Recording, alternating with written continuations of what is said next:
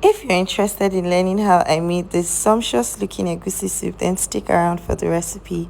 The first thing you're going to do is put your meat in the pot, and for me I used male goat meat, some cow skin, some stockfish, and the blended pepper mix is a combination of yellow, red pepper and onions. I added my gino pepper chicken cubes and I added water. I allowed this to come to a boil for about 12 to 15 minutes. Then I proceeded with my palm oil, my crayfish, and I added some blended uziza seeds. That's just for more flavor.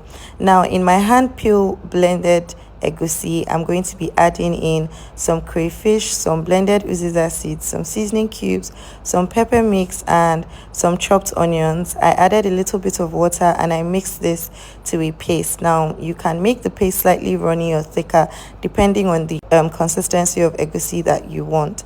Now you're going to add that your paste the same way I'm doing into the pot, and I don't mix this when I've added it because I don't want the egusi to burn.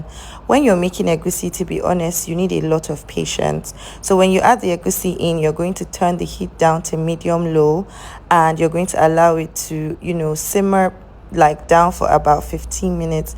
Then I always proceed with more spices. That is my crayfish, my pepper, my onions, and I taste for seasoning, and if there's a need for it, I'll add it. I also added unshelled periwinkles to this, and I also added some smoked panla fish.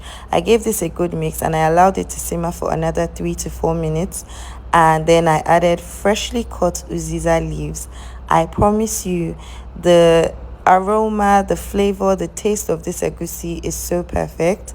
You definitely want to try this recipe. If you have any questions, feel free to ask me in the comment section. I'll be more than happy to answer. And if you guessed egusi soup from my last video, you're correct.